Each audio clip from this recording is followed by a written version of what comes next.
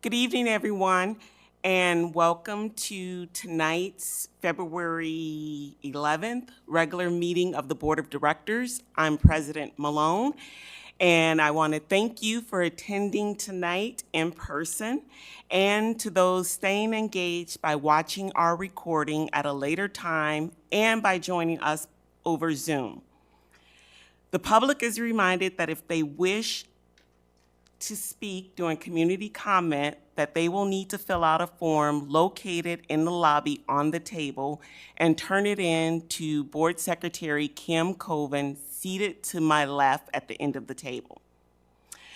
Comments will take place during the designated community comment portion of our agenda. But before we get into tonight's agenda, I want to take a moment to introduce those seated at the table with me. To my right, we have Superintendent Degner, Directors Eystone, Eastham, and Williams.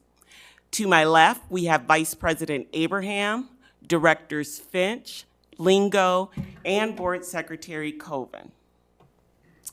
And with those introductions, we will dive into tonight's first item with welcoming our student representatives for their monthly updates. First, we'll have City High, Nicholas, and I don't see Anya, but we'll welcome Nicholas to the microphone.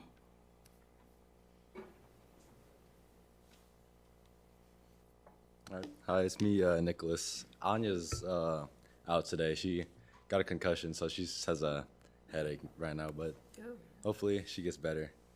Last month we didn't say much, but we have a lot more this month that's going on. So we'll start with Raw Bacon Robotics. They qualified for state with an excellent performance at the regionals, which is great. The state robotics is going to be held at the Extreme Arena, so well done to robotics. City High Speech has also qualified 7 different groups for state speech, which is amazing. Dance Marathon is hard at work planning a spectacular event to benefit the UI Children's Hospital. Mock Trial is also ready to perform at the highest level this March in competition. Our defending state runner-up team is ready to win the title this year. Fourth Ave Jazz has been very successful in competition, and they're still doing the show choir competitions over the weekends. City High Bands has the most all-state musicians of any band program in the state of Iowa, which is absolutely amazing. City High Esports has also gotten off the ground in their starting year very successfully.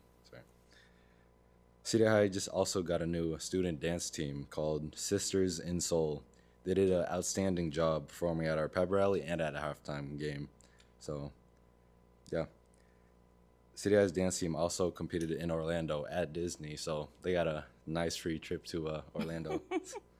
City High Bowling just won the all MVC conference tournament, as well as, City High Wrestling won the MVC Dual Meet Championship at CR Prairie. So the group crowned 2 MVC individual champions too.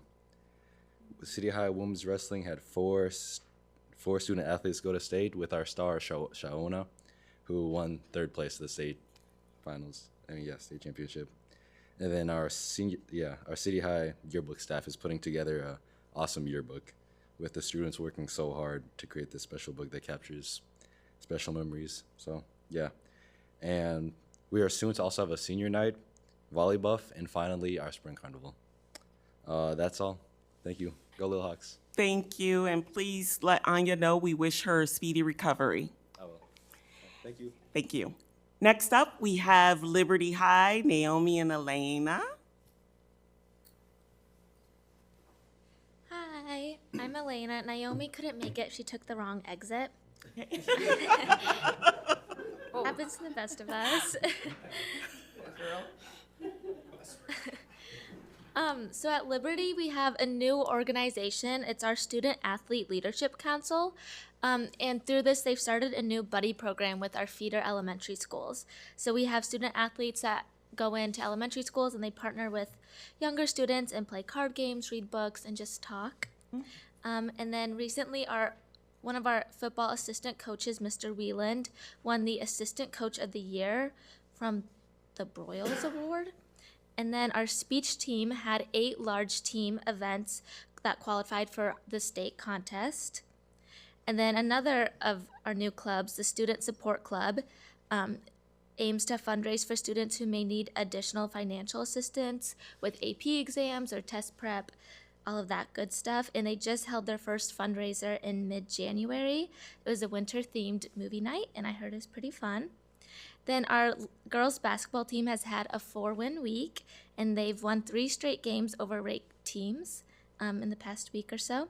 And then one of our girls wrestlers, Peyton Van Dyke, placed 8th at the state tournament this past weekend. In addition, 9 of our wrestlers placed in the top 6 during their MVC match. And our varsity dance team placed 5th in Palms at Nationals in Orlando. And then finally, with prom coming up, we've had a few resources and fundraisers going on to help raise money for that. Thank you. Yeah, thank you. Have a good night. Next up, we have Tate High's update attached to our board docs with several exciting things happening from a strong second trimester start to several volunteer opportunities the students have participated in with the free lunch program, as well as houses into homes, and their MLK Day of Service. So that is attached to our board docs. And I don't see West High, so we will move on to the ICEA update from President Brady Shutt. Thank you, President Malone, Director, Superintendent Degner. It's nice to be here tonight. In light of, I took the right exit. I'm going to have to work with our Liberty students. Right exits. With the demographers report on the agenda tonight, I did want to just remind all of us, I think, of the importance of highlighting as we talk about our district, all of the amazing things that happen in the district every single day. And they're amazing and they're innumerable. So I think that's a good reminder. For me, one that stood out recently is the last Thursday on the 6th, we had our preschool registration that happened. I want to thank the public for their patience. I know we had a late start that day and we still had an early out so that we could hold that event. Very successful. Eliza and Kristen, thank you for your leadership on that. We had 360, I hope I get this right, 360 new students register in addition to the holdover or carryover students that we have this year. We'll be able to offer preschool full day at all of our sites. That's well in advance of what the state is willing to do. And so I think that that's a huge calling card for our district and very important for us as we look at getting our students in so they see the amazing things that we do every day. So thank you for the leadership on that. And on that note of the patience of the public, and I will just say on behalf of the students at Liberty to King Degner, as they call him, they say your big aura on these snow days, I think, shall continue. Big aura, that's the word on the street. To King Degner. We've decided it's a good thing. We don't really know what it means fully, but we're going to go with it's a good thing. So those are tough calls. I should say that is a tough call for the team to make. So I appreciate all the thought and care that goes into that. Thanks. Thank you. And it doesn't look like I have any community comments. So we will move to agenda approval. Is there a motion? I move approval of the agenda. Second. Board Secretary Colvin, ready to vote? Online voting is open.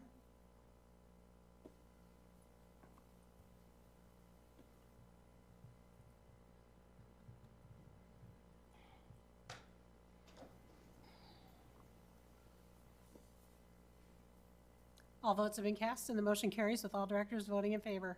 Thank you. Before we get to tonight's consent agenda, were there any questions regarding the bills from directors that reviewed them that they would like to share? Hearing none, are there any items that directors would like to pull from tonight's consent agenda? Hearing none, I would entertain a motion. I move we approve the consent agenda for tonight's meeting. Second. Board Secretary Colvin, ready to vote? Online voting is open.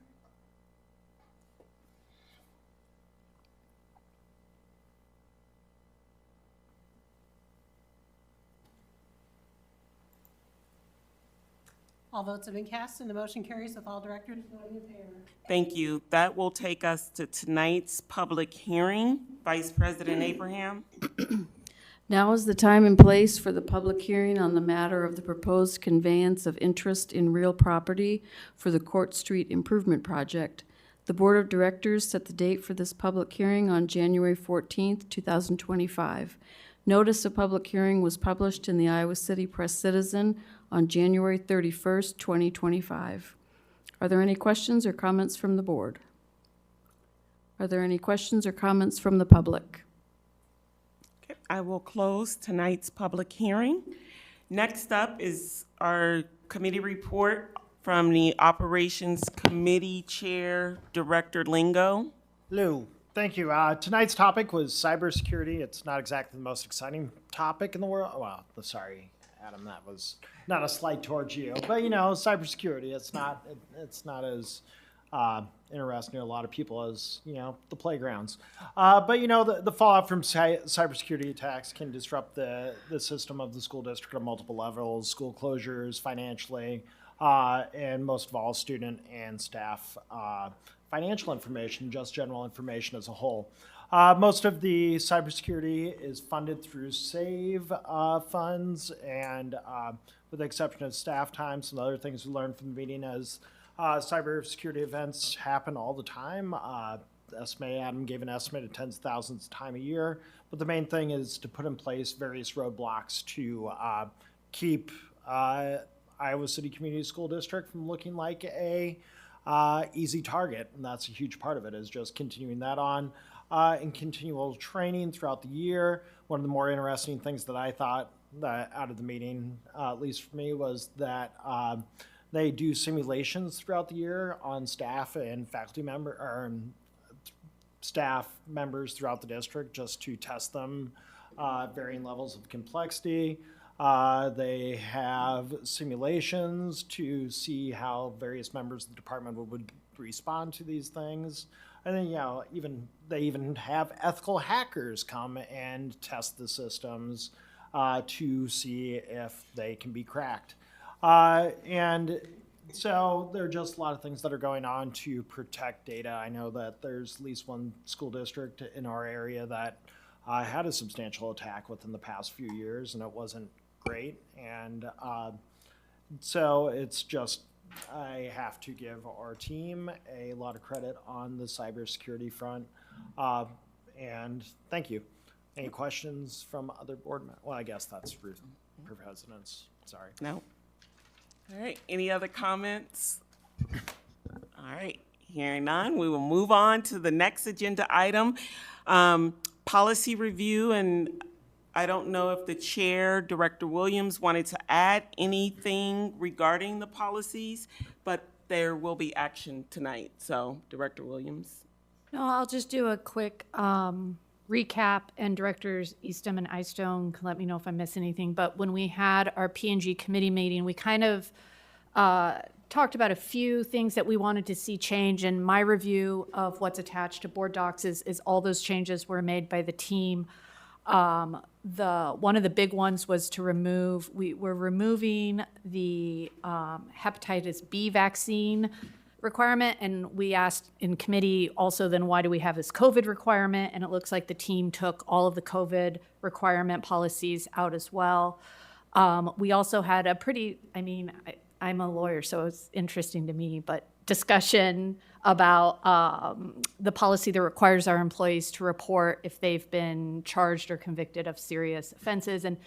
And we brought up some concerns with that language, and it seems like that language got updated pursuant to our discussions. It's now any civil or criminal charges, and then any type of arrest, and then it gives some examples, but it's certainly not limited to just those examples. Again, we talked about this before, the employee cell phone policy has been updated. It's the exact same as when we looked at it 2 weeks ago, but I do want to flag that because I think that's probably a big impact for our staff and teachers. But to me, it looked like everything we talked about got updated. Any comments from other directors? I just want to say that after our last meeting, I did have 4 other school districts contact me regarding the cell phone policy for staff. And several of them were shocked that we were actually moving forward and wanted to know how our staff felt about that. So I was very pleased to share that having our ICEA president involved in the conversation and our staff willing to model that behavior that we expect from our students, it was a no-brainer and it was pretty easy. So thank you to our staff and President Schutt for being part of that conversation. Next up, that takes us to tonight's presentations. The first one is the quarterly financial report. Superintendent Degner, do you want to kick us off before CFO Kurth jumps in? Sure, I'll give him a little bit of space here. So obviously, as it says, quarterly, we come back to you with a financial report that shows an update on current district financial status. Adam, in his time in this chair, has worked to reformat that report and present a little different fashion, probably shorter in terms of the amount of pages that we used to produce to you for those quarterly financial reports. But I know he'll be happy to answer any questions when he goes through the report if there's something that doesn't either make sense or something you want him to dive into a little bit deeper. So go ahead, Adam. All right, thank you very much. Thank you all for having me to present this. I'm going to go into detail on a couple of different slides. As usual, I won't go through everything on every slide. The first one here just shows by fund our budgeted receipts for the year, and then receipts as of the end of quarter 2, which is December 31st, 2024. And then also disbursements budgeted and disbursements to date with the percentages that go along with those.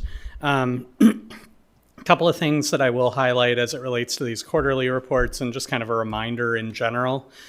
These are all, a snapshot in time and not necessarily totally comparable, 1 year, 1 quarter to the next. And so just something to keep in mind, there are expenses that we incur earlier in some years, later in some years. So for example, the fact that you see a whole lot of, 40 to 50% in the disbursements doesn't mean that we're on track to have, a well under budget year in those areas necessarily. In many cases, we would expect those expenses to be backloaded, particularly because of how our academic year falls. So we have, essentially a month and a half, 2 months at the start of the fiscal year where we're out of school, and then only 1 month at the end of the fiscal year where we're out of school. So you tend to see some of those disbursements as well as receipts trail a little bit. One thing I did want to note, and this was brought to my attention yesterday, but I didn't have time to dig into it till this afternoon, so it's not reflected here. But just so you're aware, on the general fund line, where it says disbursements to date, $79,669,000, that was actually missing a coding for our AEA flow-through, which is an additional amount of $2.9 million, which brings that expenditures to date up to about 41.4%, which is roughly where we would expect to be. We have a new accountant who's working on coding those and just didn't realize that that was something that needed to be done. We caught that, so, or rather it was pointed out. So I wanted to make sure you are aware of that because that does impact the numbers, and I'll talk in a little bit about how and how I'll use that information going forward. So either way, you can see, kind of across the board, we are in a reasonably healthy position. There are a few, for instance, the Capital Projects GO Fund 31 that shows 314% expenditures to date. Those are expenditures that will be reclassified to funds 33 or 36 as appropriate as we draw down that GO bonded funding source from a number of years ago. And that was really scheduled to be drawn down completely as of this year. So moving forward a little bit, this one shows essentially by source and by fund where money is coming from, where money is going. I do want to highlight the monthlies. Again, so this very first one is the revenue by month. And as you can see in the chart down at the bottom of the screen, we're really tracking very similar to where we were last year in terms of revenue. And that's something we would have expected. We expect our revenue will be a little higher than last year when all is said and done. And right now we're very close. We expect that we will end up being very close by the end of the year. So there's nothing really shocking that jumps out there. On the expenditures by month, you'll see that we're also tracking very close, but again, keep in mind that there is a line item. You can actually see it. It's that AEA support line item, second from the bottom, that currently has zeros. And each one of those months will have, I believe, $484,000 or something in that ballpark once we get that reclass. So once I make that change, I'll actually re-upload this to the agenda so it's available to the public with the current numbers. But something to be aware of, and it does show that our expenditures as of the end of Q2 are trending a little bit higher. That's where I'll want to dig in and look more closely at which areas are higher, which areas are lower. For example, student transportation, we tend to get billed in chunks of about $400,000 to $500,000. And that's one that I noticed right off the bat that we've had higher expenditures this year, not due to higher utilization, but simply the fact that we got a bill that was processed prior to the end of December that we didn't receive last year until January. So something to keep in mind there as we move forward. The cash balances and investment balances here are relatively healthy. And for those of you who have followed school finance, we get our property tax disbursement from the state at 2 primary points during the year. We get those receipts throughout the year, but we get them in particular in the fall and then once in the spring. And so we tend to see those balances jump during second quarter and third quarter, and then start to wane a little bit in the fourth quarter. So we're kind of following that trend. One thing I will highlight, just so that you're aware of it, it's something that is planned. But as you look at capital projects and bonds, which down in the bottom left table, the combined cash and investment totals by quarter, you see that drop from 20 to 15. That's the result of wrapping up a lot of our facilities master plan 2.0 projects. So for example, construction on the middle schools is something that we've paid quite a lot to contractors over the coming years. And as some of those big projects wrap up, that leaves our cash balance totals lower than what you would see, for example, if you looked last year at the same time when we had just recently gone out for a revenue bond to fund those projects. So if you were to look over the course of multiple years, you'd see that one jump dramatically and then slowly decline. That's kind of where we're at right now in terms of where those balances are. But by and large, again, nothing that really jumps out here to me as concerning.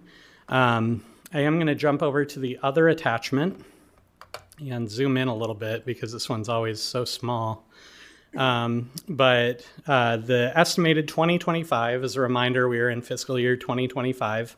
And if you go down, I know that the row that we most often focus on is this row 51 for unspent authorized budget.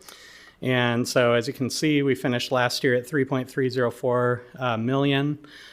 This year we are on track for 7.931. I had mentioned that how I would look at using some of that information as we get further in the year. We start to see those revenues, we start to see those expenditures come in.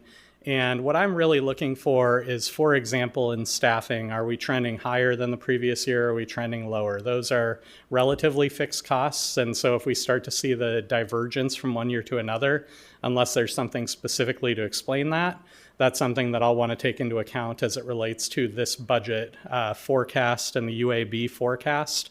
Right now, I haven't seen much to adjust that number. It's changed a little bit from Q1, just based upon some additional costs that we know we have and also some additional savings that we know that we've realized. But we're still on track for pretty healthy growth in our unspent balance, 7.931. And that's actually similar in growth rate, a little bit faster than the previous year, which looks greater because it was negative 2.505 to 3.3. However, the thing to remember about that is that we went to the SBRC to have that negative 2.5 wiped off the books. And so we essentially started the year at 0 to get to that 3.3 million. and now we're on pace to get to 7.9. As you look forward through the years, you'll see that that unspent balance projection goes to 13, 16, 18, 17, 14.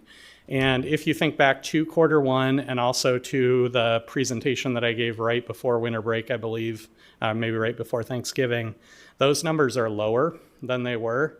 And the reason that they're lower is in part due to the presentation that's about to be given to you as it relates to enrollment projections. So you can actually see in this table, if you look all the way up at row 2, that for years starting, So if you look up at row 2, you can see that change reflected. Sorry, I was off by a year because that 1.2%, remember, enrollment always leads budgeting by 1 year. And so this year we had a 1.2% gain in actual student enrollment. And so that'll be reflected next year in the budget. But then you see the enrollment for the years after that is negative 0.5%, which represents a decline of about 75 students per year. Which aligns with roughly the projections that you will be presented to. That's actually a little more aggressive than what the demographers report will say for the coming few years.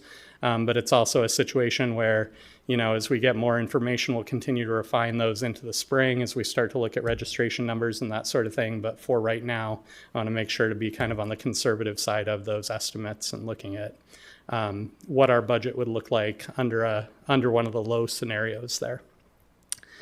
So with all of that, I will pause and ask if there are questions.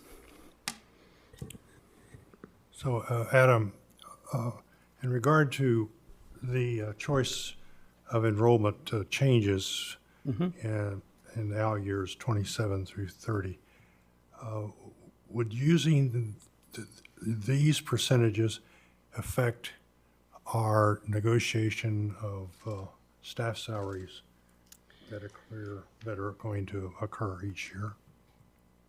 That's a good question. I think probably not substantially. So, obviously if we were projecting a substantially higher percentage enrollment growth, that might change the conversation. Given where our unspent balance is and the fact that we're growing it towards the board's target level, even with these changes, I'm not sure that it has much impact, but that's also not up to me, so. Okay, thank you. Yeah, I'll just save it for demographers. Yep. Any other questions? Okay, Thank you. thank you. Next is our annual enrollment, class size, and demographics report.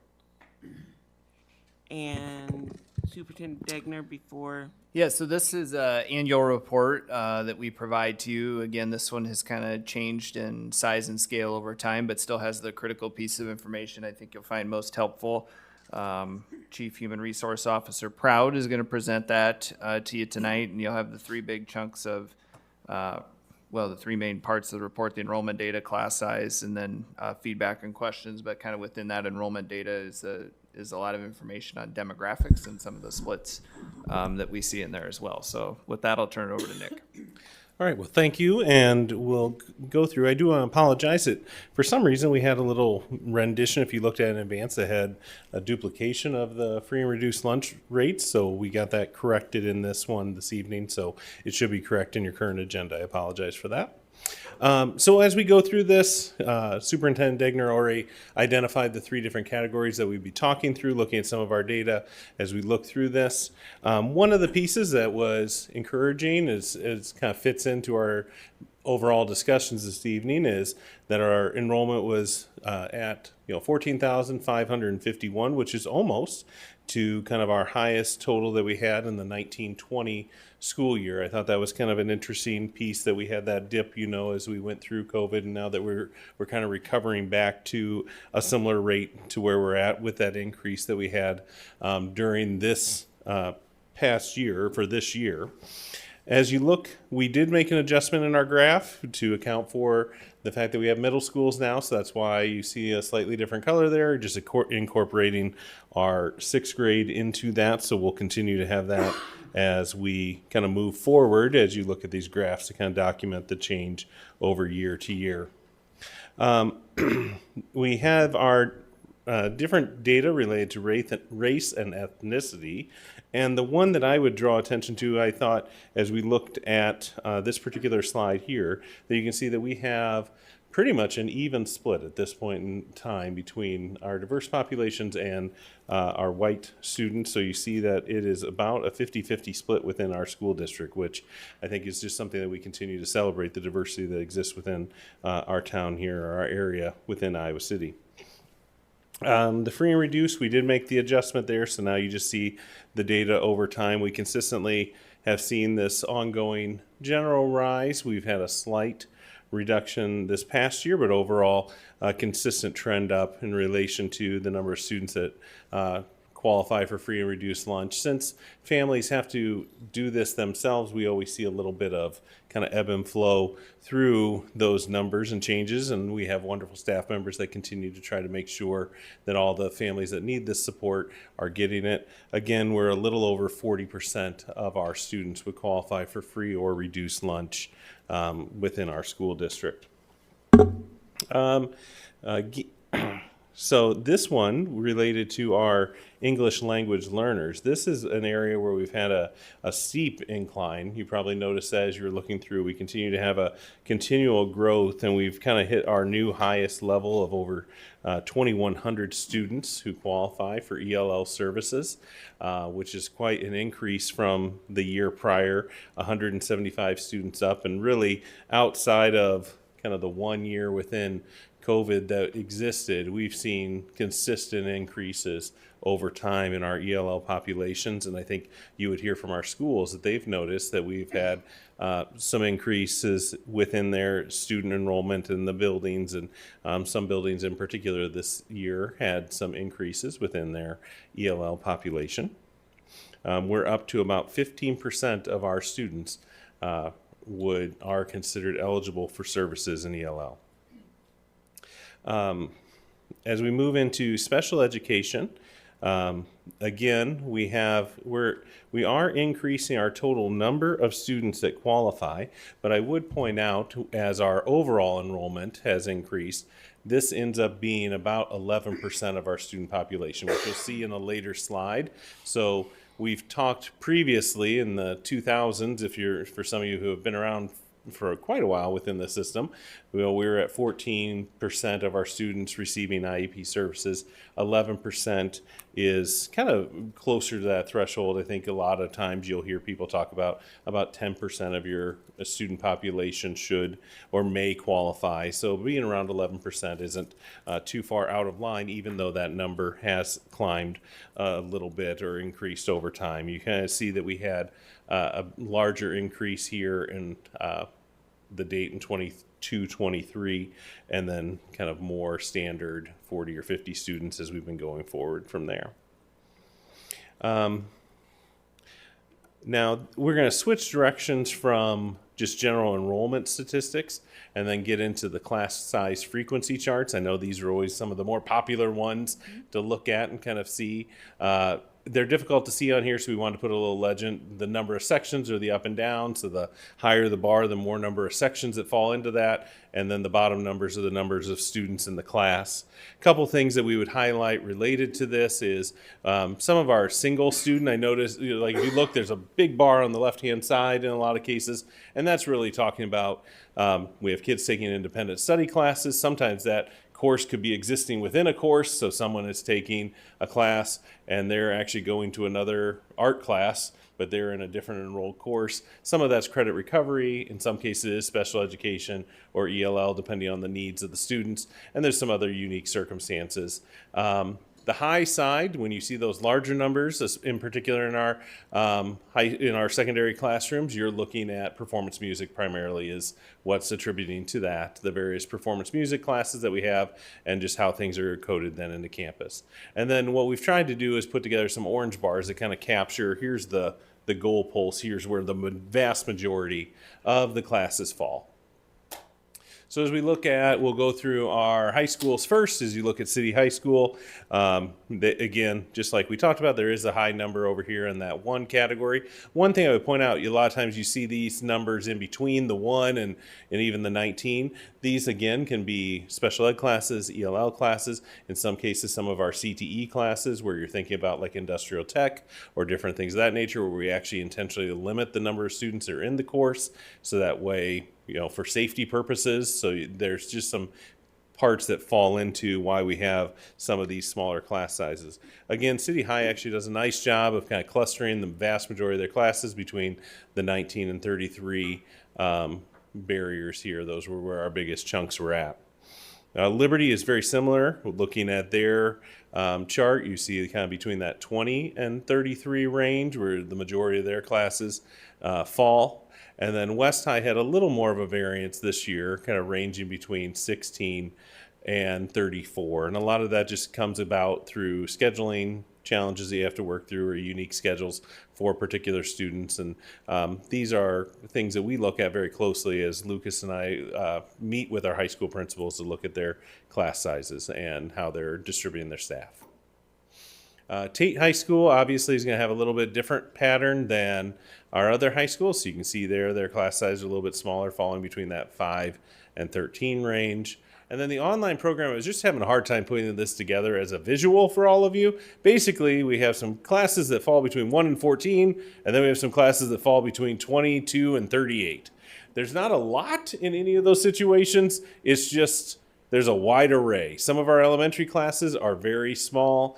That's why they're coupled together. So like a third and a fourth, so we have that going on. And then we have some others where they are taking, like maybe it's an independent study, or they're taking an Edgenuity class, or they're taking the online, where they're not offering the AP, whatever it is, and they're taking it separately. So we just have kind of a variety.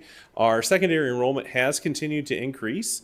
So we do have some class sizes that are getting a little larger in our online program, and that's something that we have been looking at as well. So we do truly have a course that we have 38 kids in our online program.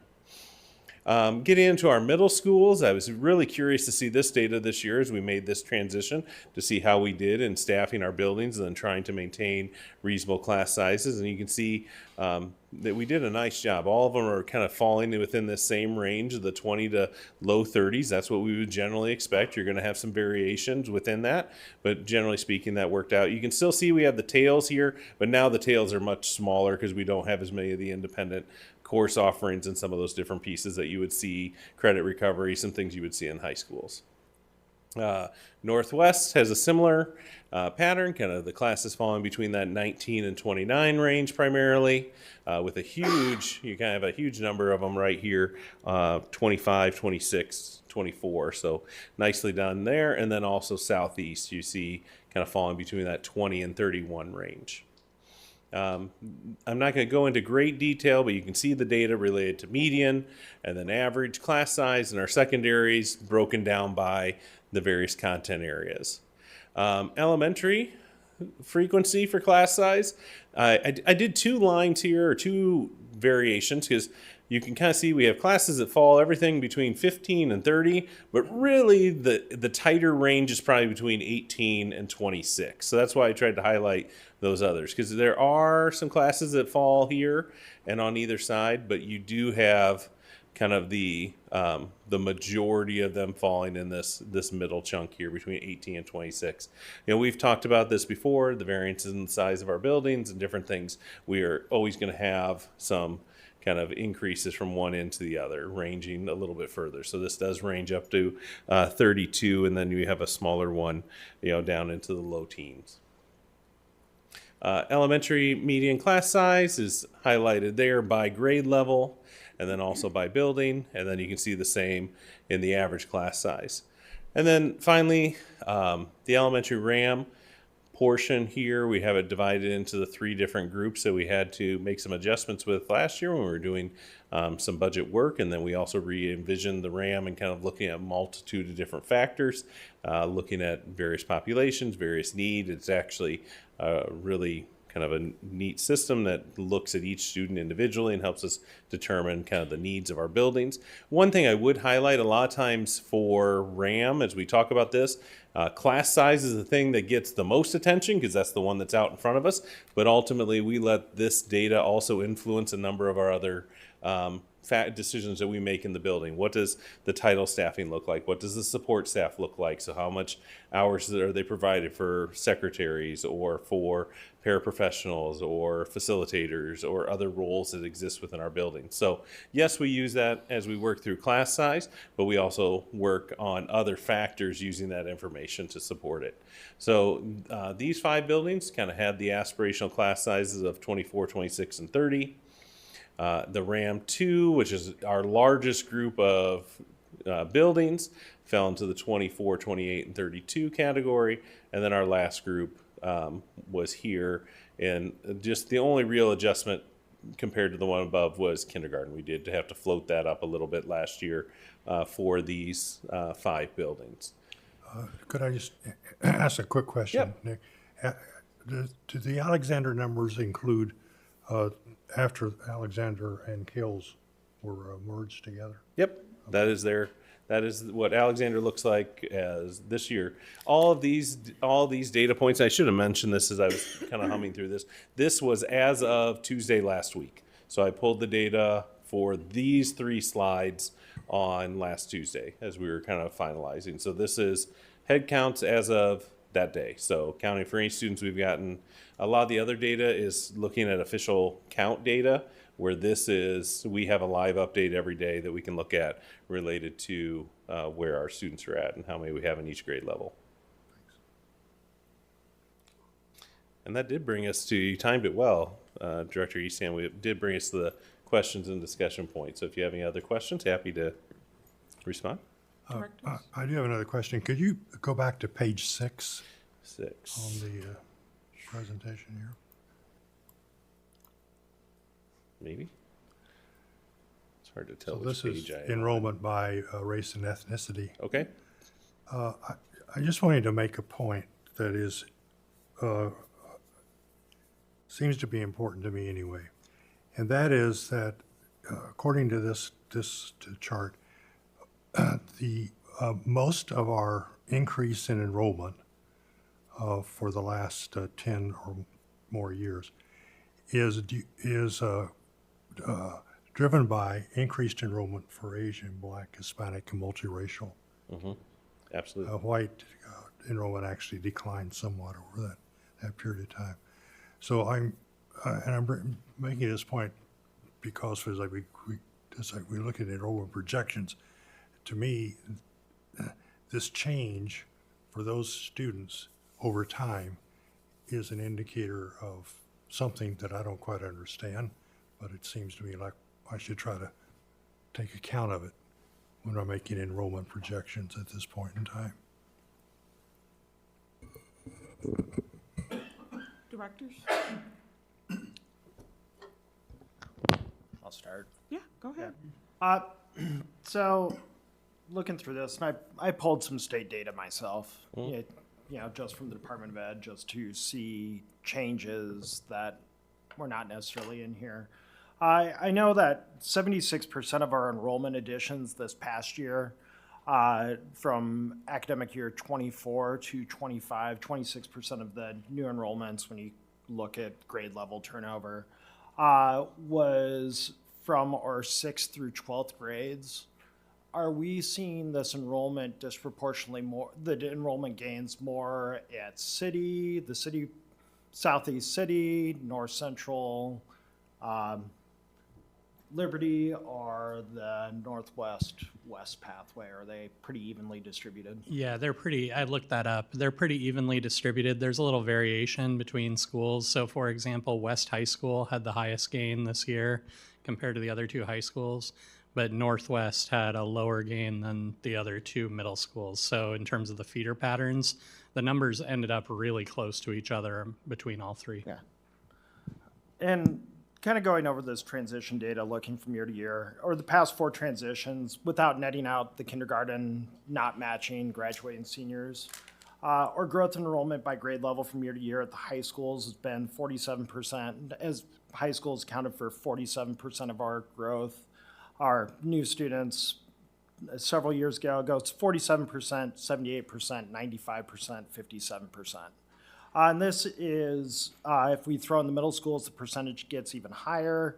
If you look at the kindergarten losses from outgoing seniors, it gets even higher than that. It's not wrong to say that our secondary is driving our enrollment growth right now from year to year, or bringing in students as we are losing them. And I'm just, first of all, why do you think we're getting these gains at the secondary versus primary? Is it because the private schools aren't offering high schools, or is it we're finding homeschool families opting into the district? Looks like you want to go first. I'll complete the thought.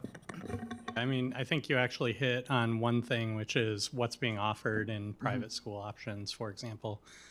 So, you know, when we look at Regina offering a high school program, but by and large, a lot of our local private schools go through 8th grade or something similar. So I think that that has an impact. I think another thing that has an impact is simply the breadth of programming. We don't have a West Des Moines Dowling size private high school within or near the district. And so when you look at what we offer at our high schools, I think that's a decision that a lot of people make, that maybe they're going to private school, but once they reach high school, they want those opportunities. You completed it, I think. So, yeah, I mean, I think that's the natural next question, right? Why are they choosing our secondary schools, and what are the reasons behind that? And I think Adam hit on what we, you know, are led to believe is a key reason based on just anecdotal, you know, experience from people that are coming back to our system tell us is because of the opportunities and the choice they have, which I think, you know, is informative of our last budget reduction cycles. What did we say we wanted to protect was always people and programs, right? Our staff, and making sure we continue to offer that robust program offering for a lot of reasons, opportunities to our kids that are already here, and then also to maintain, and as Director Lenko is pointing out, to invest in the enrollment of our district. And when you, and this is just more of a question for, well, the group, but when it comes to like the beginning of the year and you're seeing enrollment start to spike at the secondary, how do you decide to add sections or not add sections, or how does that typically work? Yeah, that's actually, we start our staffing processes in January, looking at all the different enrollment pieces and navigating those. I think sometimes when you see these increases at a high school level, it's a little easier to manage just because of the sheer number of sections, the number of teachers. It looks a lot different than when you're talking about one of our elementary schools that may only have 2 sections already, or 1 section. It's a little different. So you can spread that out over the numerous ones within the department a little easier. But that's something we're constantly navigating each year, is looking at, we start with our high schools, look at what the course requests are, how does that look, what are the things that they need, working through our middle schools, then down to our elementary schools, kind of looking at the different timelines for when students register for classes at both of our secondary levels, and then looking, the kindergarten registration is a huge time. Now the preschool registration also is an important data point for us at the elementary level, just so we can use those to make sure we're staffing our preschools and elementaries. If you look over the last few years as we've kind of worked through this, our elementary total FTE has kind of reduced a little bit. Last year it looks quite a bit different just because we transitioned to middle schools, but each of the last at least 3 or 4 years, we've probably made some subtle decreases at the elementary level. Then I think because a lot of the community supports the RAM, and we see this get discussed a lot. And I saw that, or 2 of our designated most needy schools have the highest class sizes. Weber and Hoover. Would you say that the RAM is working still to provide the most educational services to the buildings that need it the most, or what are your thoughts on that? I mean, that was one of the reasons why I tried to highlight that it's more than just class size. You know, we look at Hoover's a good example. You know, we allocated some additional Title teachers to that building this year, knowing that their increase, we knew that those primary classes, as you look at those, are pretty high. So looking at those primary classes, we allocated some different resources there. You know, they've continued to gain some students over the course of the year. This is higher than what it was when we made our staffing decision, so that's influenced this as well. But those are some different pieces. They also are both buildings that have the most support hours of any of our elementary schools, and we allow the principals to determine how they want to utilize those hours within the structure of their school day. So there's a variety of things that work within that. The other thing we've talked about with that Director Lingo is if you look at the total amount of sections, they're at that 1819, and you guys remember back to some of our conversations earlier in the year about what happens with the 1819 sections. We're able to probably more efficiently staff that, so you're going to see some natural fluctuation of those numbers higher to the optimal size or right on that size of that 24, 26, 30 number in those buildings because they have a viable number of students that you can split into those sections. Nick did a nice job of talking there about some of the other support resources that are put into there, but you could easily compare what's going on with Alexander and Weber and Hoover, for example, in Ramp 1 to some of our examples in Ramp 3. And Nick shared with you before how some of our buildings are ramp proof, right? I mean, it doesn't really matter what level we put them in. They're going to have a certain number of students that calls for a certain number of sections. So I think the part we'd have to, or that we're going to have to continue to work on and be honest with ourselves about is, last year or the year before, as we continue to reduce the budget, Nick talked about moving elementary FTE out. I mean, we're not implementing RAM the way we had hoped to implement RAM, right? I don't think this is what any of us would agree is the ideal way to do that. And so then with what the resources are available to us, what are we able to do from a staffing standpoint to try to achieve those aspirational class size goals? I don't think anybody likes 30s, right? And we don't like to see that happen anywhere in our elementary attendance centers. So I think it's hard to evaluate the question about what's working versus not working versus not working with the RAM, knowing that we're not necessarily implementing it the way we desired. One thing to kind of piggyback on this, and I really want to concentrate on the number of students in a building, because it's just, at some point, they're just simple probability. So a thing called binomial distribution, for anybody that's a stats person understands that, each year it's like a roll of the dice, right? You roll a die, you get one of the 6th grade levels. And if you overlay this with the binomial distribution, we could put in 50 to 75 more students into Weber and Hoover, and it will just inflate class sizes, and they probably would not get another split at those higher grade levels. I know we get a lot of discussion from families at Penn where they're at 500, and can you go down to Penn? I believe it's one more down. Yep. And again, it's about 560 students before the probability of them getting a 4th section at those 4th and 5th grade levels. That those school buildings, just the way that they are sized right now, they are going to have a very difficult time getting another split, and those classes are going to get larger the more students that go into those buildings. So there's just kind of like this sweet spot that you need those buildings at. It's kind of like the RAM proof, right? Mm-hmm. To make those smaller buildings RAM proof, you really have to, if you want one section at each grade level, you're going to have to get those buildings to about a size of 140 students. So, and it just kind of ebbs and flows, but it's something that I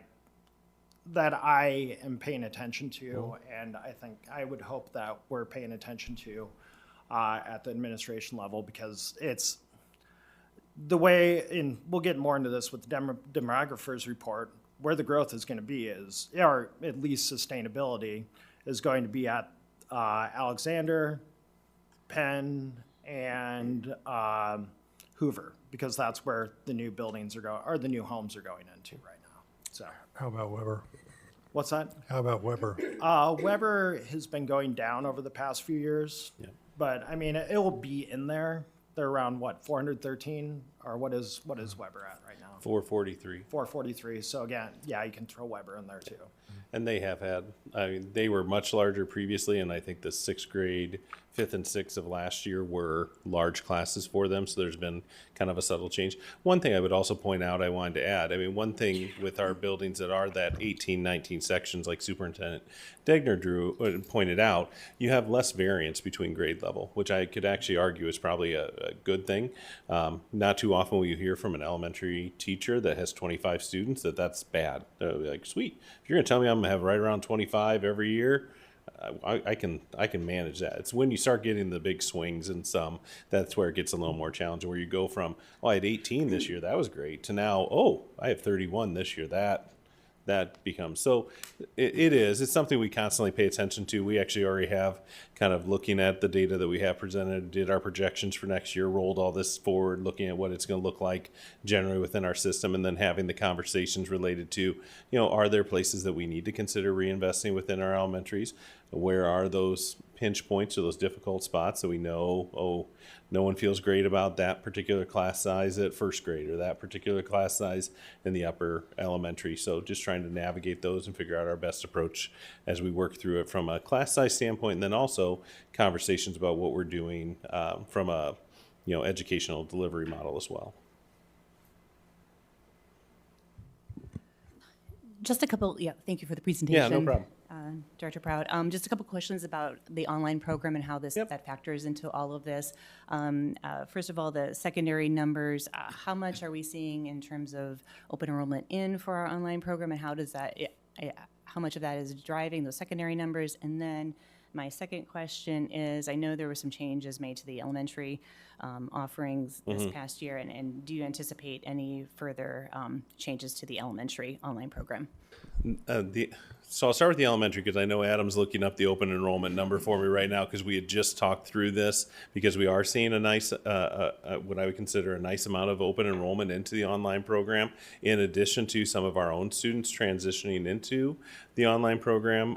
So at the secondary level, we've seen some some steady growth and some increases. At the elementary, we need to continue to have a conversation. We did have to make some adjustments because we had those really small primary grade levels. In particular, the K1 situation just hasn't proven to be manageable. This year we're running third, fourth, and then a fifth, sixth combo, and then we're filling in. I think we need to look, we're still looking at what makes the most sense there. We haven't had what I would consider a robust dialogue about what's our best set there. We have currently enough students of those grade levels when we do the combo that it makes similar to our elementary building. So that's reasonable. That's something we can continue to operate. We're just seeing more people are willing to do more of an online program once you get into seventh and beyond. So Adam, did you find that? So our online program, open enrollment, we have 71 open enrolled students into that program out of 211 total, so just around a third. And then at the secondary level only, we have 55 open enrollments in, and that is out of a total number of 172, so just under a third of students. So a very substantial open enrollment draw. And that continues to grow. I was with Principal Mayer the other day looking at her staffing for the online program, and just that week, I think we had gained I think she said 4 more open enrolled students. So there are some really positive movement with the online program. Thank you. Yep.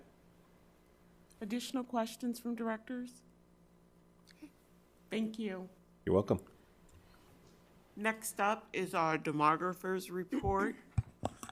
Superintendent Degner, do you want to start us off as we welcome? Come on up. Yes, we'd like to welcome our demographer team up. I think Adam's going to help them get set up here for you this evening. So within the agenda item, as I fill some time here, you have a report and then you have a set of slides. We did make Director Lingo had actually asked a good question to me over the weekend about this, and so we had updated a piece of the report and of a slide about private school enrollments rather than just the voucher data that was included. And so she'll speak to you about that this evening, but you do have the comprehensive report in there.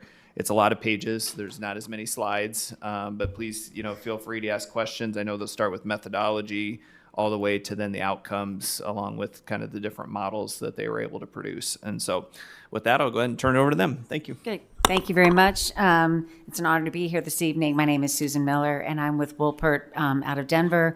And Hofsis and Karen Jackson are two of the team members who are out of Ohio, and they did the bulk of the work for this presentation this evening. So if I cannot answer the question that any of you all might have, I'll do my very best, but if not, I'll make sure Anne and Karen are able to get back to you. So to start off, we'd like to just talk about actually the methodology that we use. Enrollment projections are actually developed for all of you for using the cohort survival method. And that method takes into consideration how we are actually projecting the children as they move through your K-12 experience. It uses historical residential date of birth, historical student enrollment to age as the populations go through your school grades, just the cohort, first grade, second grade, third grade, fourth grade, as well as the percentage of students who move from grade to grade, because that's a critical component of understanding how you're going to serve them from one year to the next, which was raised a little bit earlier this evening. We actually look at the percentage of students who do move grade to grade, and that's known as the survival ratio. And we analyze that to determine the projections of ratios to apply for the current and then future enrollment for development for the projections.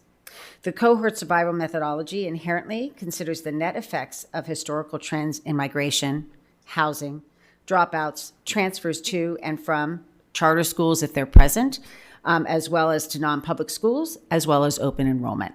All of those factors are considered. Along with the historical enrollment and births, we also review historical housing, as well as various census data sets. I use the mouse to go down, is that correct? Okay, perfect.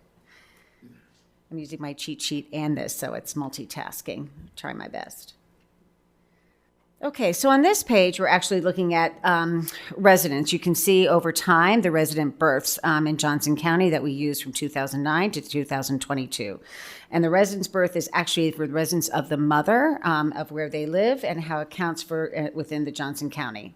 Resident live birth counts are used to project kindergarten enrollment 5 years later. So if somebody is born in 2022, a little person is going to show up to you all in 2027, and that's how we track that. So if we are looking at kindergarten through 34, 35, you're going to take the weighted 5-year average. So what we'll look at is the 22 to 27, that's your 5-year. And then if you're looking to the 34, we're going to average 5 years of live births. Okay, scroll. Okay, now this is your historical enrollment. And I just want to show, highlight a couple of items here on this page. The total K-12 enrollment for your district has increased by about almost 1,200 students since the 2015-16 school year. And since the 1920 school year, which I fondly call the COVID debacle, across all of our school districts across the county or country, we all saw that big dip. And the challenge we have as districts is how quickly do we recover? You will notice that you all have recovered quite well over the past number of years compared to some of the other districts that are still struggling to regain enrollment. So for example, your K-12 enrollment in 24-25 is 14,415, and that's really the highest it's been in the past 10 years. This chart also conditionally is formatted to show your relatively high class rates, which are in red, and the relatively low class rates, which are in blue. And I'll highlight a little bit more of that as we look at cohorts moving through from K through 10, 12th grade.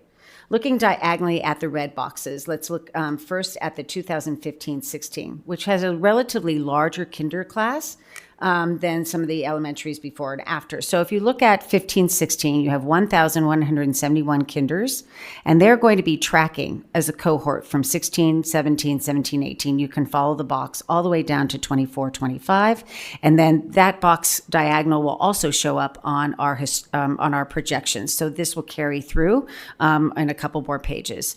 The yellow boxes you'll see are where we're looking at the smaller kindergarten class of 1,035 and how that's going to carry through. And once again, I will show you how that carries along in our projections as well.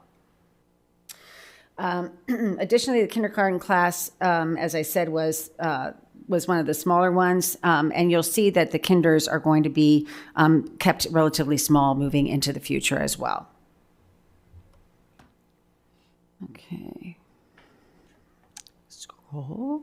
Okay, let's talk about open in and out enrollment in your district and how that impacts how you're looking at, as I think you guys all mentioned earlier, how many kiddos are coming into your district and using your services and using your opportunities compared to how it's been in the past. So if we look at open enrollment going back in time, you can see that open enrollment has steadily increased into your district, as well as we'll notice that our open enrollment out has decreased from the 2016-17 school year. So your overall net has actually improved over the past number of years for students opting into your school district.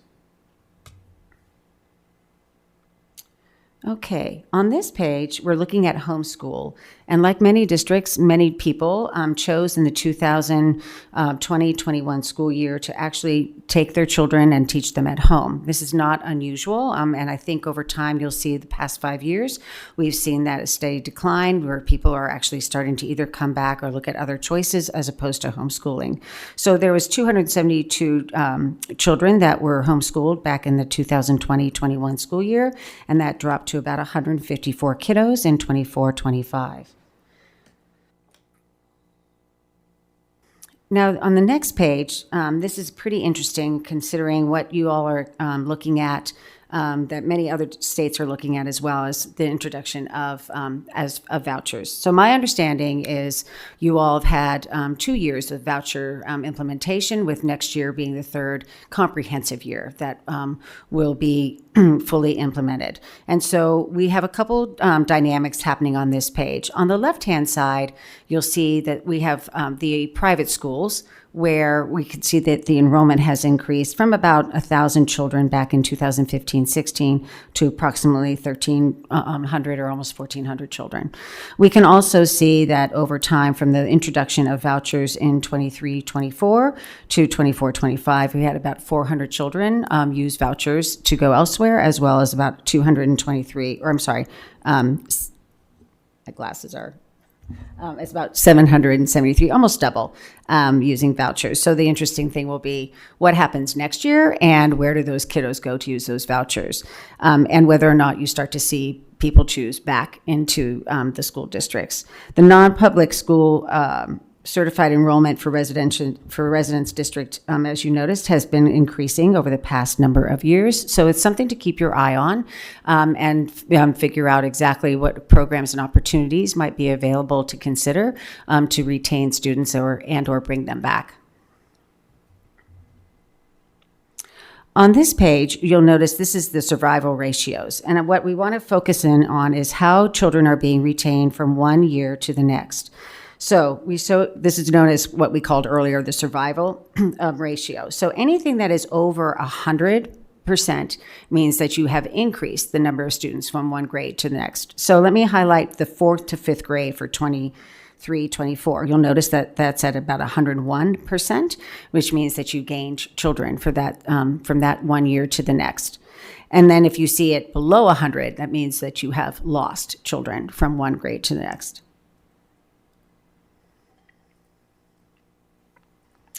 Okay, in our methodology for projections, we look at actually 4 different scenarios. There's the high, the moderate, the low, and the recommended.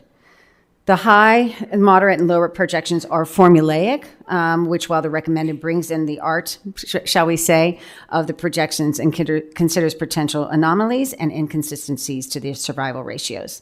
The recommended is actually typically the most accurate. So let's focus in on that. These are the projected enrollment numbers. As I mentioned earlier, remember there was the red boxes that we're tracking in the historical. Those at the bottom, 10th, 11th, and 12th, are the ones that carry forward from that previous page. The yellow are the same. They pick up on 3rd grade and carry on down into 34, 35. Over the next 10 years, enrollment is projected to decrease by about 69 children from 1,445 in the 24-25 school year to 346 in 27-28, and then an additional increase of 800 to about 14,415 in our 34-35 I want to remind you that that enrollment level is about the same as it was back in 2016-17. So keep in mind that these are numbers to be watching and being very aware, and how you're serving children in your schools, and how many, I think you were mentioning earlier, the class sizes, and realizing that you guys have navigated these waters, and you need to keep your eye on where those kids are coming from and where they're going, into what size classrooms, and which schools are being impacted by the changes. Okay, and then on this page, the last one, we're talking about enrollment by school, which I think was also raised a little bit earlier this evening. We can see that certain schools are going to have be impacted potentially over the next number of years, and then start to see changes through the 2034-35 school year. These projections are based on the student data aggregated to the attendance boundary. They are not by the choice levels. So you're seeing kids that are actually living within the boundary, how many of them are in that boundary, and therefore that's how those projections are made. I want to keep in mind a couple of things to be monitoring enrollment trends, and that's critical for long-range planning. There's many, many different factors to take in considerations, and how you adjust to enrollment patterns, and being able to responsive through boundary adjustments. Do you think about new schools? Do you think about expansions, changes to program offering? I think it was mentioned earlier this evening that you have pre-K that's going to be pretty consistent now for the next number of years, and we do take it pre-K into enrollment projections, but normally it's flatlined. So that's something that we can certainly talk with you all about in the future.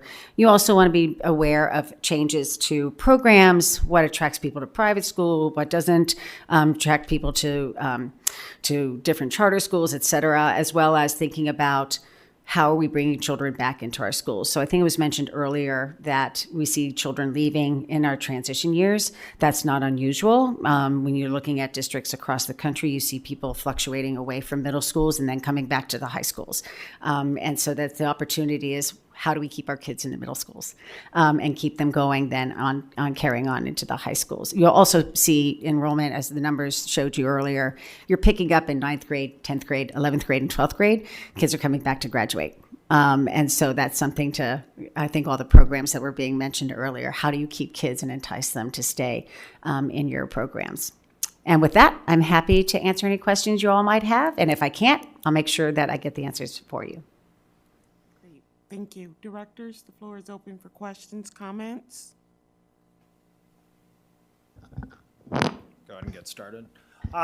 So first question is, when you make these projections, the last year of data with birth rates and things like that, because I know in the full large document, Yeah. if you want anybody that is paying attention or watching these videos, if you want a really good assessment of what Johnson County looks like, or Iowa City Schools, take a look at that document. But I know you were using the ACS, American Community Survey 2023 in that. So is that what you're using for birth, or is it the 2022 up there? If it's a 2022, if that's what Ann has footnoted, that's what it is, yes. Okay.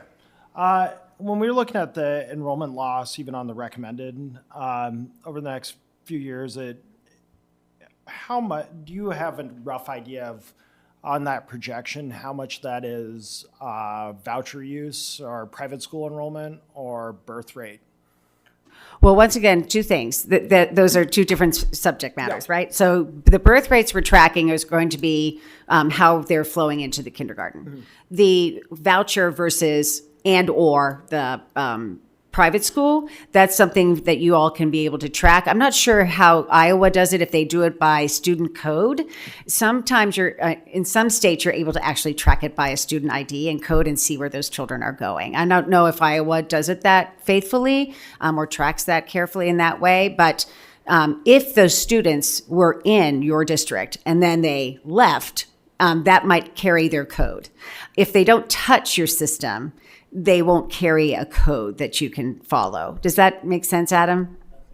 That is exactly right, yes. Right. So I think what's important for you to follow is it's important to see how many kinders or how many children are born, what's your capture level, So if I have 100 children born in 2022, do I get all 100 in 2027, or do I just get 50 of them?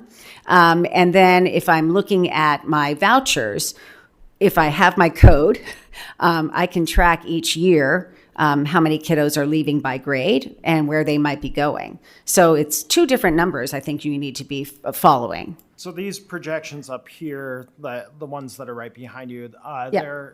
those are based on birth rate data. and Correct. Without, with that percentage loss, so it's kind of in there a little bit. Well, and we also have your in and out numbers, right? So we are able to track your children that have left the district and gone someplace else by that code. And then you're able to also see who's coming in from outside of your district. So those are definitely ones that you should be faithfully watching. And you can also see if the private schools are increasing, are they pulling children in at a certain age level? So for example, you guys are rocking and rolling 1 through 3, fourth grade, 3 years from now, and then you're like, oh, we just lost a number of children in 5th grade. Why? And they all of a sudden showed up in some of the private schools. So those are both areas that you should be focusing on. And I don't know, because you didn't necessarily, you said that some other people did the heavier lifting on this. Yeah. So I don't know if you necessarily have this answer, but other than Penn Elementary School or 6-year trends that are other 4 elementary schools that are north of I-80, this includes Garner, Grant, Wickham, and Van Allen. Their enrollments are down somewhere between 15 to 31%, 15% low at Van Allen, 31% the high at Garner. And that's K-5 enrollment, just looking at K-5 students at each one of those buildings. If we take the COVID year out, Van Allen is pretty even, but the other ones are all between 7% at Wickham and 19% at Gardner. Demographer's report shows that Garner, Grant, and Van Allen are all projected to lose somewhere between 14% and 20% of enrollment in the next 5 years. And this area of town, I hear a lot of people that say these areas are growing, right? Because it's our suburban area. We built a high school up there. We built another elementary school up there. And I'm just trying to get a good idea of why is there this negative trend? Is it just not enough high density housing being built up in that area? Is the housing not being built up as fast as The projections had expected the developers? Yeah. Well, I don't have the answer to that. I can say that oftentimes developers have dreams and aspirations with the expectations that they're going to be able to build at maybe a faster rate than they can. But I will leave it to Adam and others that would probably know more specifically about that area. Yeah, I actually looked into that one quite a bit when we first got the initial draft of this report because it jumps out a little bit. And one of the things that I think really drives it, because we have seen a lot of development, like you can drive in the area, right, and see that there's development. But one of the things that, as mentioned is driving these numbers is birth rate. And when we get that birth rate data, which comes straight from Iowa Department of Public Health, and unfortunately the most recent we can get is that 2022.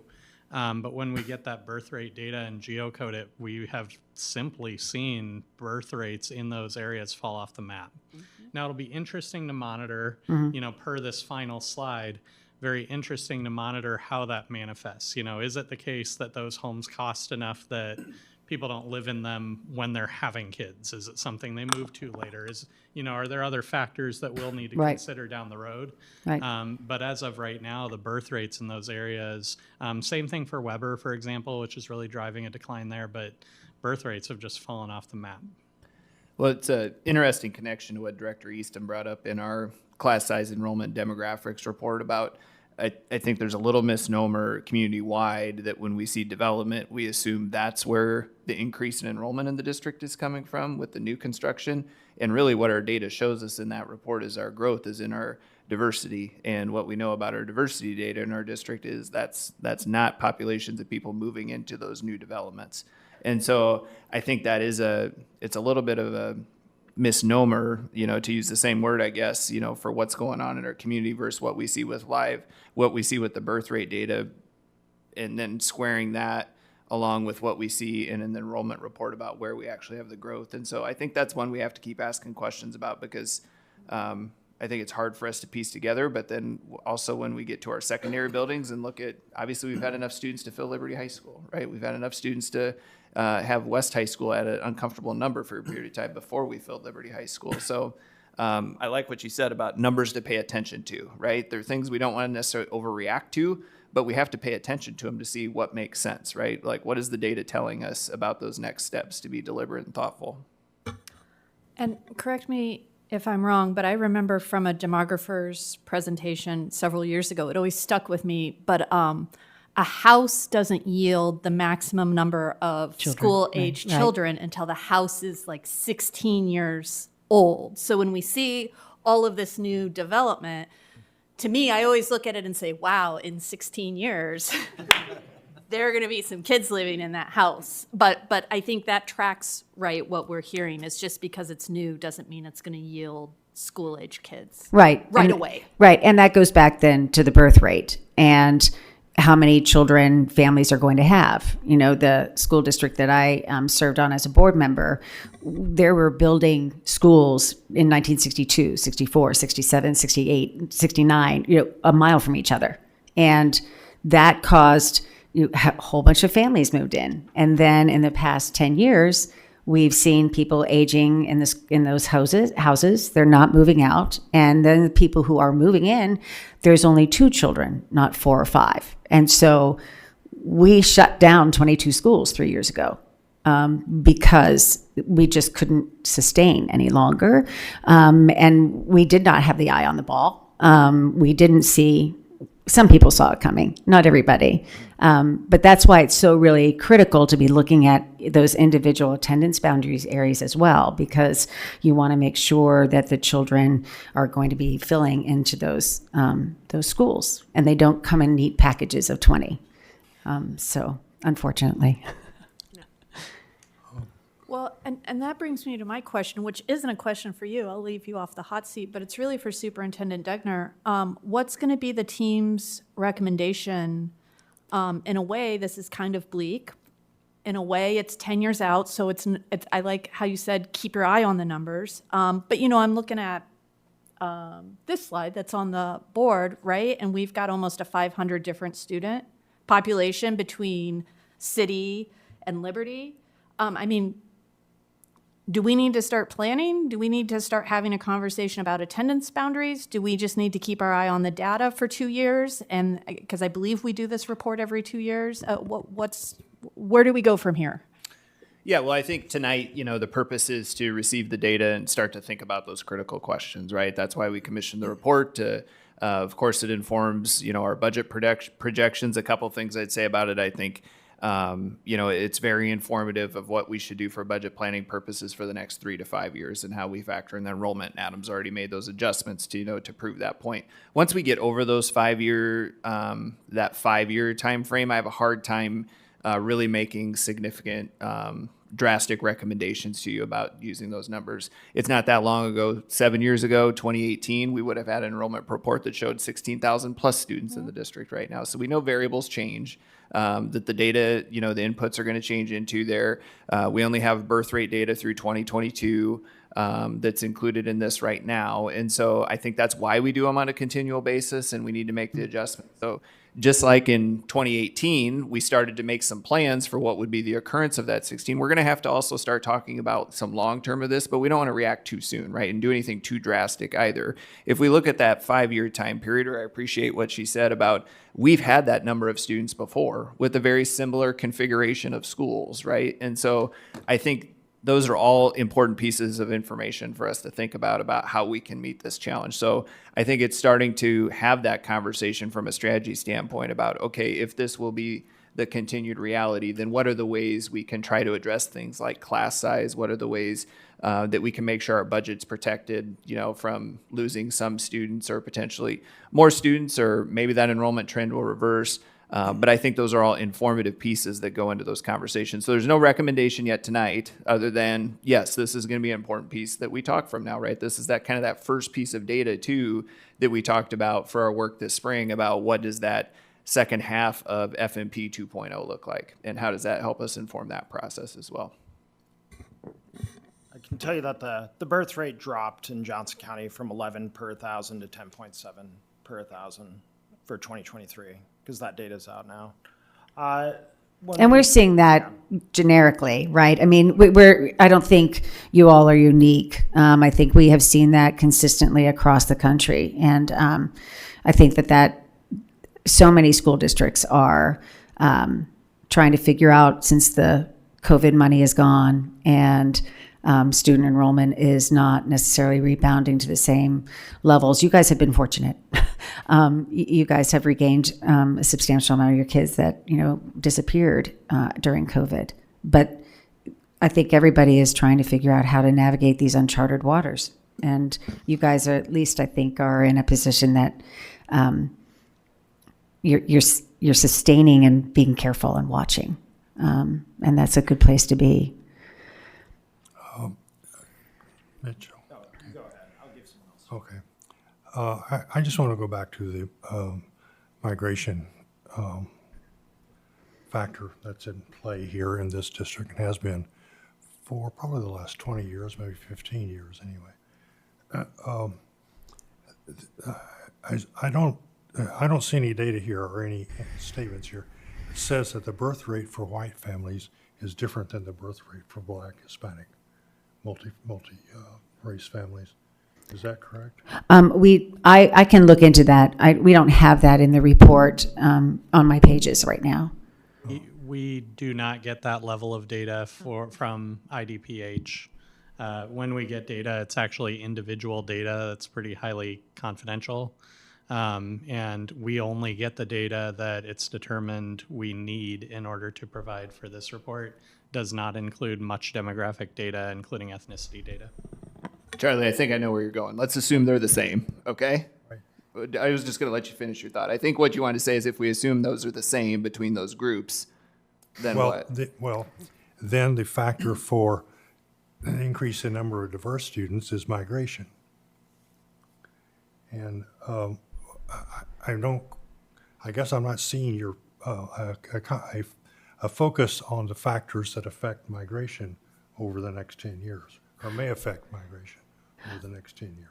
Well, if I had a crystal ball, I think many districts were not expecting the level of newcomers and immigrants that came into play over the past 3 or 4 years. And I think many people are navigating those uncharted waters, as I stated before, and we'll see what happens in the next 2 to 3 or 4 years. I mean, they have impact on English language learners. I don't know how many different languages you guys actually have to navigate here, but I know we have over 33 languages that we work with. 60-something, I think. 60? Is that about right? Yeah, I don't know. Do you guys know the exact number offhand? 65 is what I want to say. Yeah. 65, And so, yeah. so think about that, trying to find people that can actually speak the languages and help children and then bring them into classrooms. And I don't think any of us know. None of us were expecting what happened over the past 6 years, let alone what may happen in the next 4 years. It's a crystal ball that we all have to kind of keep our eye Charlie, on. so to your point, I think one thing, I've thought about this one a lot myself, right? Because, so if you take the 2020 resident live birth counts, that's the lowest number on the chart, right? The lowest number in that sequence from 2009 to 2022. Mm-hmm.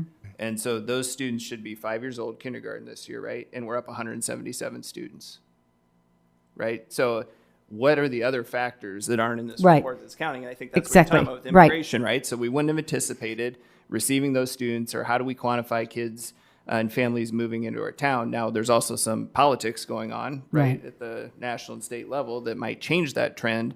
But I think it's also important for us to think about what's maybe not included here, right? Mm-hmm. What are the factors here locally that are influencing enrollment too, where, again, we don't want to overswing to one piece of data, right? This is a very comprehensive, good piece of data, but that's why you wouldn't want to do something so drastic that you really are undoing it in that 8-9 year time period because you thought what you were preparing for, now you're living in a different reality. So I understand what you're saying, I think, and I think that's an important one for us to consider because it doesn't add up with what we see in our own enrollment report about where we're growing for students sometimes. Okay, thanks, Matt.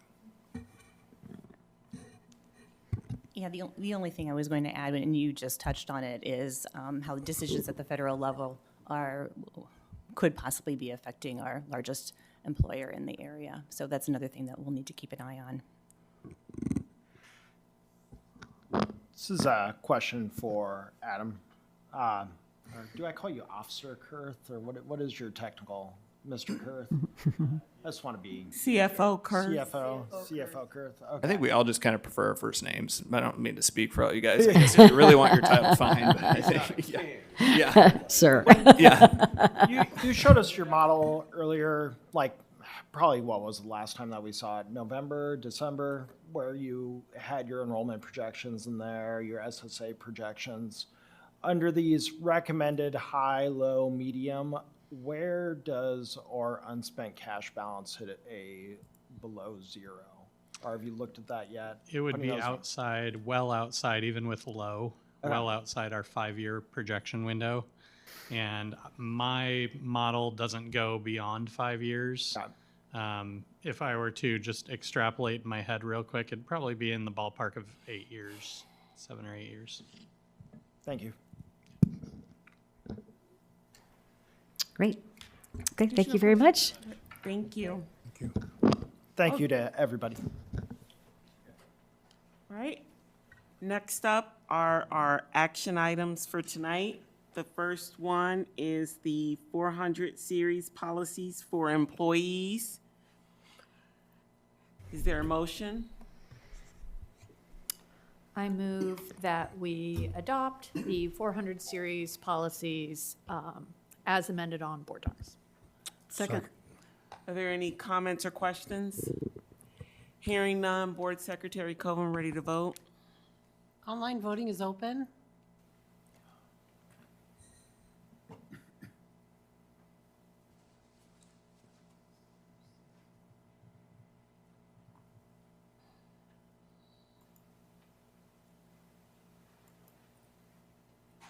All votes have been cast, and the motion carries with all directors voting in favor.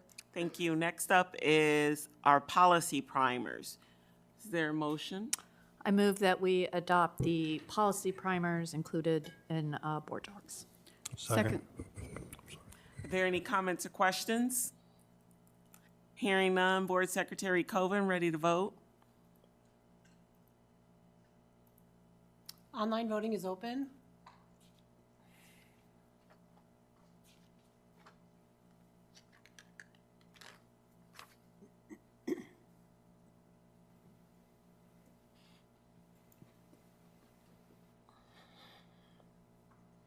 All votes have been cast, and the motion carries with all directors voting in favor. Thank you. Next up is the policy 216.3, Board of Directors Compensation and Expenses. Is there a motion?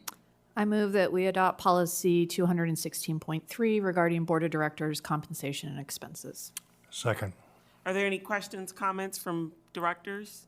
just for the public's information, directors don't receive any compensation. so- No, this is mainly for,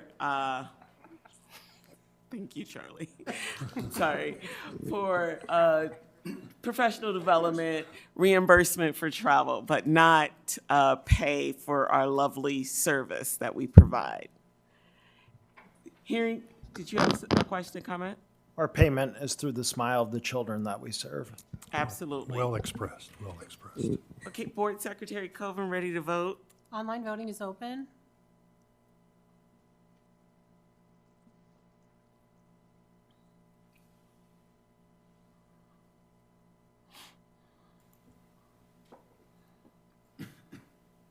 All votes have been cast, and the motion carries with all directors voting in favor. Thank you. Next up, and our final action item is the approve the resolution for the Court Street project. Is there a motion? I move we approve the resolution, oh, I'm sorry. I move we approve the resolution for the Court Street project as attached to the agenda. Is there a second? Second. Are there any questions or comments from board members? Hearing none, Board Secretary Coven, ready to vote? Online voting is open.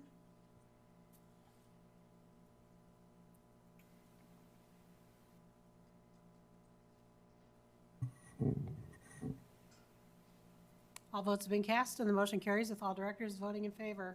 Thank you. Next up is our director liaison report. Are there any items that directors would like to highlight that they engaged in over the last month?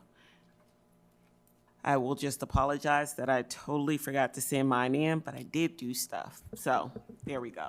I did I did want to highlight the 8th grade Pathway to Purpose event that I attended at the CFI. I think Director Williams was there as well. I don't know who else got to attend that, but and I know we do, as Brady said earlier today, we do great things here every day, but it's just wonderful to witness it. I was really blown away at these high school students presenting to their middle school counterparts on the curricular areas, their recommendations, which teachers they really love to take their classes from, and then the relevant extracurricular activities that go along with those curricular areas, and just the dynamic personalities that these high school students displayed for these middle school students. You know, I'm on the varsity football team and I want to go to law school.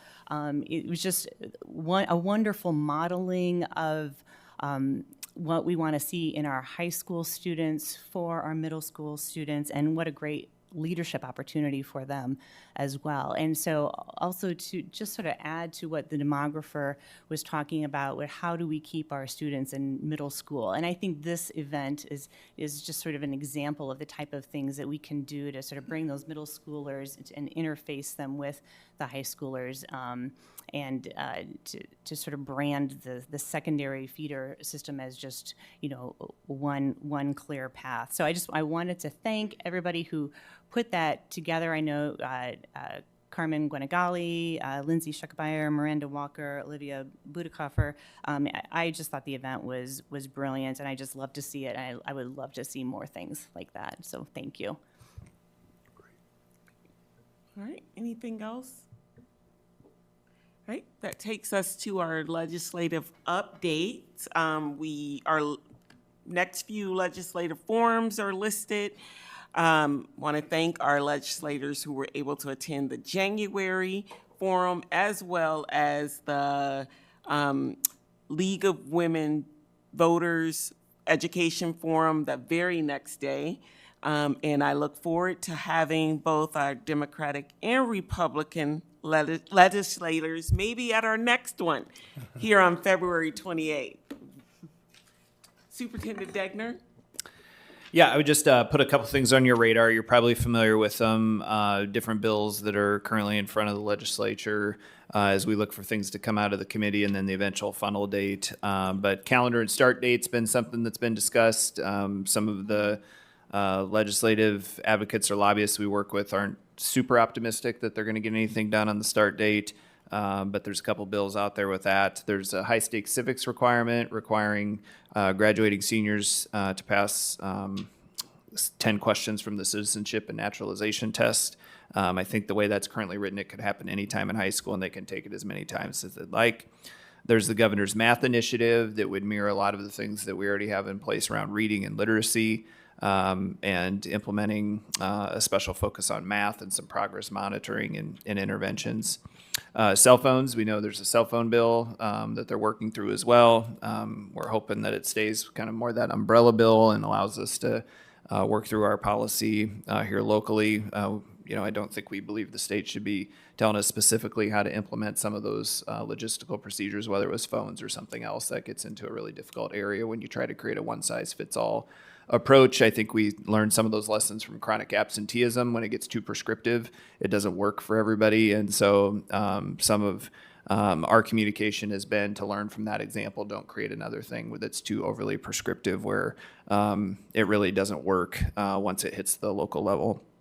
And then we're continuing to monitor if there's any implications around DEI for anything passed at the state level, knowing some of the legislation that's happened and some of the enforcement that's happened at our Regent University. So we'll continue to look for that and update if we do learn any of those changes. And then the last one I want to share with you from the state level is supplemental state aid. There's two different packages out there right now, 2% from the governor's proposal in the Senate, and then a 2.25% SSA number from the House. There's also additional monies for cleanup that aren't insignificant. There's some one-time money. There's some mention about the funding formula, cleaning up some of the equity piece of that. And so I don't think it's something we should just ignore or not advocate to our legislators on, that still is an increase. It might not seem like a lot to people, 0.25% or some one-time money on top of the 0.25%, but it makes a huge difference for us. When you start looking at Adam's projection models he showed tonight, and you start throwing in another $600,000 on those numbers, and we think about what it costs us to add teachers, to provide some FTE to that RAM, think if you had 6 more teachers you could add with $600,000, right? We'd make a big impact in those. And so the number differential doesn't sound like a lot to people in the newspaper or what they read online, but it is a very real impact to us. And so I think even notes of support to both Republicans and Democrats about that is important, and recognizing that there needs to be a higher number than 2%, and thanking those House members for coming up with that proposal is important for us. So, and then I don't even think I'm gonna comment a whole lot on some of the federal stuff, because it's just so fast and furious. And so we just kind of wait to see what happens and how we need to respond, and what gets implemented, what comes to us. Maybe the one comment I will actually make is about the federal spending pause, because some people are concerned about that. We did get some reassurance that wouldn't affect our major title programs in the nutrition fund if those things were to actually be paused. But I do think there's some long-term concern about if the Department of Ed is collapsed, then how those title funds are then administered to the states, and what kind of rules states would put around those funds and how available they would be to us. But that's all speculation at this point. There's been no specifics provided. Any questions from directors? All right, hearing none, it takes us to our agenda setting. We have several meetings coming up still this month. First one will be on February 18th, starting at 4:30. We will meet at Southeast. It is the rescheduled meeting from last month, and we will be focusing on the CASEL program that they have. And then on our regular board meeting night, we will begin the night with policy and governance at 5 o'clock. They will focus on the 500 series for students and any policy updates, and they will work fast and furiously so that we would have time to enter an exempt section in between their meeting and our regular meeting. And that takes us to our regular meeting that will start at 6 o'clock. Our normal standing items are there, including our education showcase, committee reports, and we will get updates or discussion items on the certified budget, high reliability schools, and chronic absenteeism attendance, as well as need to vote on the school budget review committee application for hazardous materials. Is there anything I'm missing, or parking lot items? Okay. Hearing none, I am going to adjourn, but I just ask people to humor me and stick around for just really quick after I adjourn. So, is there a motion to adjourn? So moved. Second. All those in favor? Aye. Aye. Thank you. Meeting is adjourned.